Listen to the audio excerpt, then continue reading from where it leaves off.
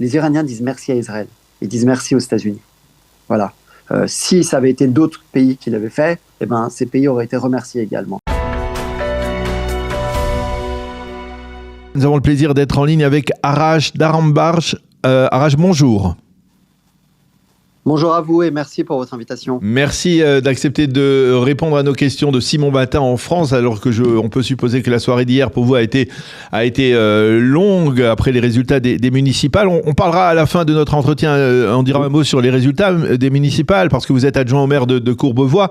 Mais je voudrais avant tout revenir sur le dossier qui nous préoccupe ici, en particulier en Israël, à savoir celui du régime iranien. On a le sentiment que la chute de ce régime que l'on attendait en Israël en particulier, se fait attendre et que le régime résiste, si je peux utiliser ce terme, plus qu'on ne le pensait. Est-ce que c'est une fausse impression à votre avis ?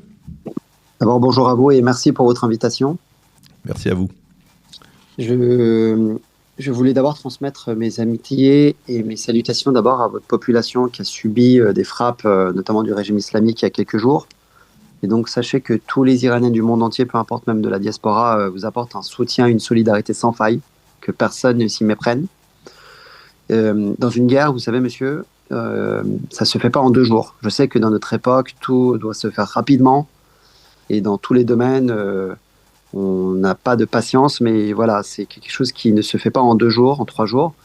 Ce qu'a entrepris Israël et ce que font les États-Unis, c'est quelque chose de très courageux que tous les Iraniens du monde entier attendaient depuis 47 ans.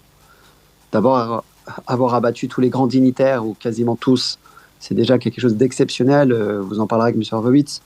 Mais je peux vous dire qu'une chose, c'est déjà une première victoire d'avoir tué tous ces assassins. Voilà. Alors oui, effectivement, on le sent, on sent qu'effectivement le régime s'affaiblit, mais on est tout de même assez surpris d'abord de 2 choses, on va dire peut-être. D'abord, ses capacités à continuer à tirer, y compris sur des zones stratégiques, comme on l'a vu à Diego Garcia avant-hier, mais aussi on s'étonne un peu et on se pose la question, et peut-être que vous allez nous aider à y répondre, est-ce que véritablement le peuple iranien, on va dire l'opposition iranienne, dans les grandes villes comme Téhéran, comme Ispahan, comme Shiraz, est-ce que le peuple est prêt à descendre dans la rue ou alors, à force finalement d'attendre, il se démobilise ? Alors, dans votre question, il y a en réalité 2 idées. La première, c'est est-ce que la population iranienne a le courage d'aller dans la rue ? Oui, en fait, elle le fait. Simplement, dans la nuit du 8 au 9 janvier, il y a eu 40 000 morts minimum. Je dis bien minimum parce que le jour où on aura les vrais chiffres, je pense que ça sera beaucoup plus.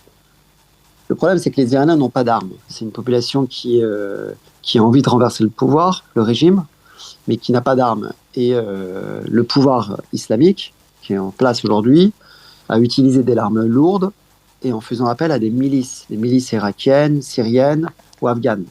Donc on a une population qui se fait tirer dessus par des milices étrangères. Et après on dit, quand il y a une intervention étrangère de l'Israël et des États-Unis, il ne faut pas d'ingérence étrangère. Sauf que le régime fait une intervention étrangère, mais dans ses intérêts. La deuxième chose, c'est est-ce qu'il y a une alternative, une alternance ? Et oui, c'est le Shah d'Iran. Pourquoi ? Parce que vous avez en réalité 3 possibilités, monsieur. Vous avez soit les mollahs, qui sont en place, on les connaît, ça fait 47 ans que tout le monde les subit, on n'en veut plus. La deuxième, ce sont les moudjahidines du peuple. Ce sont des islamistes marxistes ultra minoritaires. Ce sont des gens qui sont très dangereux, qui utilisent la lutte armée, et ils sont considérés comme une secte dans beaucoup de pays. On n'en veut pas, et personne n'en veut. La troisième, c'est un héritage millénaire qui date de 3000, 4000 ans, de la Perse antique jusqu'à aujourd'hui, c'est la royauté. Le jeune prince héritier, qui est le fils de l'ancien Shah d'Iran qui avait été chassé, a promis des choses. D'abord, la garantie des libertés individuelles et des droits fondamentaux. C'est quelque chose de, quand même de très important. Il a promis également l'instauration d'une monarchie parlementaire. C'est quand même quelque chose de très important, comme en Angleterre, comme en Suède, comme au Danemark ou en Espagne. Je ne pense pas que ces pays soient des dictatures. Il a promis des élections absolument indépendantes, qui soient garanties par les Nations Unies, et c'est quelque chose qui est très important à prendre en compte aussi. Et puis surtout, et avant tout, il a promis un réalignement des stratégies géopolitiques au Proche et au Moyen-Orient. Oui. Les accords d'Abraham, c'est pas rien, monsieur. Remettre en place un accord entre l'Iran, les États-Unis et Israël, c'est que vous rabattez les cartes, et pas simplement en Asie, mais dans le monde. Parce que si Israël a un soutien puissant, ce sont des garanties pour vous. Ce sont des garanties pour la France, pour l'Union européenne. Moi, ce que je vous dis simplement, oui, mais la question, elle est là. Oui, mais la question, c'est est-ce que effectivement le prince Reza Pahlavi rassemble, on va dire, l'ensemble du peuple iranien, en fait, de ceux qui sont opposés au régime actuel, c'est-à-dire pas seulement, on va dire, les Perses, mais aussi, on va dire, les minorités ethniques, les Kurdes, les Azéris, tous les autres qui pourraient avoir profité de ce changement pour peut-être revendiquer ou une forme d'autonomie ou même peut-être une indépendance. Est-ce que aujourd'hui, Reza Pahlavi rassemble tous les opposants? Alors c'est intéressant votre question parce que, vous voyez, je vais apporter de l'eau à votre moulin. Excusez-moi d'être un peu trivial, hein, mais pendant longtemps, les artistes et les gauchistes disaient nous, on veut pas de chat, c'est la SAVAK, vous savez. Bon, oui. C'est pas pour autant qu'en France, on n'avait pas le SAC et aux États-Unis, on n'avait pas le CIA, mais c'est pas grave. Il y avait un contexte géopolitique, mais bon, c'est l'époque. Aujourd'hui, vous savez, la culture et la bêtise. Mais je m'aperçois que même les personnes qui sont un peu tendance dans le milieu artistique, Shirin Ebadi notamment, même d'ailleurs, tenez-vous bien, un Golshifté, Farahani, qui a le vent en poupe dans l'intelligentsia française, même ces gens-là arrivent petit à petit à citer le nom de Reza Pahlavi. Vous voyez, même Shirin Ebadi, pour vous dire. Alors c'est vrai que c'est la mode un peu de nommer comme ça, de désigner comme ça prix Nobel de la paix, des personnes qui n'ont pas vraiment beaucoup prouvé, mais c'est pas grave. Mais même ces personnes-là aujourd'hui sont à côté de Reza Pahlavi. Moi, je vais vous dire une chose très simple. Moi, je suis né en France, donc je suis le produit même de cette révolution, parce que je suis né en 1979, monsieur. Mais moi-même, qui suis de la diaspora, je constate une chose très simple. Dans toutes les manifestations que nous faisons, dans tous les débats, dans toutes les discussions, les échanges du monde entier, il y a 10 millions d'Iraniens dans le monde entier. Bon. Et puis, il y a 90 millions d'Iraniens en Iran. Moi, j'ai la moitié de ma famille qui vit en Iran aujourd'hui. 9 personnes sur 10 souhaitent le retour du Shah d'Iran. 9 personnes sur 10, avec les garanties que je vous donne. Donc, c'est pour ça que ça me fait un peu sourire quand des gens qui ne connaissent pas du tout l'Iran, qui n'y sont jamais allés, ou qui n'ont pas de relais, disent le contraire, qui sont notamment invités sur le service public français. Non, il faut être sérieux 2 minutes. L'immense majorité souhaite le retour du Shah d'Iran. C'est dans les intérêts d'Israël, c'est dans les intérêts de la France notamment, qui aujourd'hui, je vous le redis, on l'a vu dans les élections municipales hier, et on va les voir dans les prochaines élections, sont déstabilisés aujourd'hui par l'intégrisme. Et ça, c'est très dangereux pour nos pays à nous et pour les Occidentaux. C'est pour ça que le Shah d'Iran, pour qu'il vienne aujourd'hui au pouvoir, ça sera une garantie pour nous les Occidentaux aussi. Et ça ne sera pas la marionnette de qui que ce soit, je peux vous le dire, parce que ce monsieur est très structuré intellectuellement, il est entouré par des gens sérieux et compétents, et il y aura une transition, comme tout se fait dans tous les pays démocratiques, comme l'Afrique du Sud aujourd'hui d'ailleurs, mais comme ça a eu lieu aussi en Allemagne, où il y a eu notamment les procès de Nuremberg, il y aura ces procès-là. Et chacun aura des comptes à rendre devant la justice par rapport à tous les méfaits et les crimes qui ont été commis. Alors à propos de compte à rendre, je rebondis sur cette dernière phrase. Vous êtes déçu de ne pas bénéficier d'un soutien, en tout cas à l'opposition iranienne, on va dire de ceux qui se sont mobilisés pendant 2 ans et demi depuis le 7 octobre pour soutenir la cause palestinienne, y compris parfois pour cautionner les actes du Hamas, de voir que finalement ces âmes éclairées ne sont pas au rendez-vous pour soutenir l'opposition iranienne? D'abord, il y a plusieurs choses différentes. Les gens mélangent tout. Vous savez, monsieur, moi d'abord, le 7 octobre, comme tous mes amis d'origine iranienne, on était à côté de nos amis juifs et israéliens. Il n'y a même pas de discussion, il n'y a pas de mais, il n'y a pas de nuance, il n'y a pas de discussion là-dessus. Un crime d'une puissance invraisemblable a été perpétué contre vos compatriotes. La solidarité est totale et absolue. La deuxième chose, moi, je nuance la situation iranienne des autres conflits. Parce que je ne voudrais pas qu'on parasite la situation iranienne avec les autres conflits. Je l'ai vu d'ailleurs parce que, ayant été un élu en France sur cette période, ayant été en première ligne, notamment dans les manifestations, j'ai vu des personnes qui sont d'origine musulmane qui ont dit oui, mais Palestine, oui, mais ça n'a rien à voir en fait. Il ne faut pas tout mélanger. Il y a des gens qui sont hors sujet et qui ne connaissent pas le sujet de l'Iran. Nous, les Iraniens disent merci à Israël. Ils disent merci aux États-Unis. Voilà. Si ça avait été d'autres pays qui l'avaient fait, eh ben, ces pays auraient été remerciés également. Sauf que, oui, mais, voilà. Mais justement, est-ce que vous ne pensez pas que, justement, c'est parce que l'opposition iranienne s'identifie tellement à l'État d'Israël et aux Israéliens que finalement, eh bien, elle n'est peut-être pas aussi populaire qu'elle aurait dû l'être dans la logique dans certains cercles, on va dire, de gauche ou, on va dire... Vous voyez non, mais je comprends votre question, mais en réalité...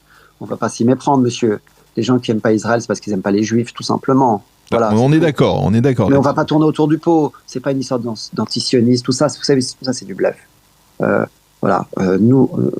je remercie Israël. Ce que fait Israël est exceptionnel. Il n'y a pas de nuance, encore une fois, là-dessus. Tous les Iraniens du monde entier, je dis bien les 99% des Iraniens du monde entier, des Iraniens même en Iran, disent merci à Bibi et à Trump.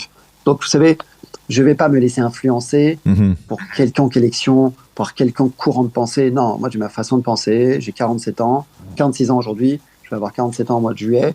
J'ai quand même un petit parcours personnel. Je pense que tous les gens qui m'entourent aussi sont très structurés intellectuellement. Voilà, je ne suis pas idéologiquement, si vous voulez, influencé par quelque intégriste soit-il. Bon, ceci étant, chacun parfois commet des erreurs. Israël, la France ou d'autres. Voilà, personne n'est parfait. Moi, je parle sur le dossier iranien. Israël a eu le courage de faire quelque chose qu'aucun pays au monde n'a fait. Voilà. Alors évidemment, il y a des raisons. Monsieur Rafovitch va vous le dire également, qui est un officier de l'armée israélienne. Oui. Voilà, il y a une guerre existentielle pour Israël. Chacun a ses intérêts dans cette affaire. Mais pour les Iraniens, cette guerre existentielle qui est pour Israël, c'est aussi aujourd'hui une guerre existentielle pour les Iraniens. Pardon, ça fait 47 ans qu'il y a eu des centaines de milliers de morts, d'emprisonnés, de violés, de personnes violées. Voilà, les gens n'en peuvent plus, monsieur. Les gens n'en peuvent plus de tous ces conflits-là. Parfois, vous savez, je dis toujours, pour arrêter un conflit, il faut passer par le rapport de force. Je savais très bien, moi, depuis longtemps que ça allait se passer comme ça. Voilà. Et aujourd'hui, on subit l'immobilisme, le laxisme de la France, des pays de l'Occident, et que ce rapport de force aurait dû avoir lieu depuis longtemps, sauf qu'on a trop joué avec le feu. Alors, on va dire un mot pour terminer notre entretien de ce qui s'est passé hier en France, le second tour des municipales. Vous étiez adjoint au maire de Courbevoie. Je ne sais pas pour quelle formation politique, mais comment vous analysez-vous les résultats ? On va dire peut-être une sorte d'échec ou de semi-échec de l'alliance entre le PS et le LFI. Quelle est votre analyse à chaud ?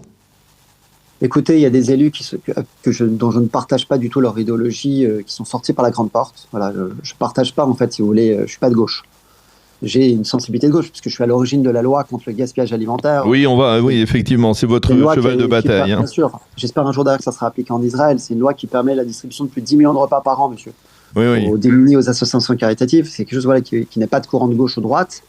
Mais vous voyez, par exemple, Emmanuel Grégoire ne s'est pas affilié avec les LFI. Voilà. Je ne partage pas mes idées avec son parti politique, mais au moins, le fait qu'il ait gagné, sans être mis avec la France insoumise, comme d'ailleurs M. Payan à Marseille, ça les fait grandir. Voilà, je leur dis donc pour ça, bravo. Pour ce qui est du reste, je trouve que ce qui s'est passé durant ces élections, à la fin de ces élections, est assez incroyable. Être allé faire la danse du ventre devant la communauté musulmane juste après l'Aïd, pour moi, est une indignité totale de la part des élus français. Voilà, on ne drague pas une religion de cette façon pendant une élection, c'est une indignité absolue. Je pense qu'il faudra sortir à un moment donné par la grande porte pour tous les élus français, faire de la pédagogie, pour qu'on se retrouve tous autour de valeurs patriotiques. Sauf que malheureusement, je vous le dis, j'ai très peur en ce moment que ce qui se passe en France est en train de devenir en Angleterre.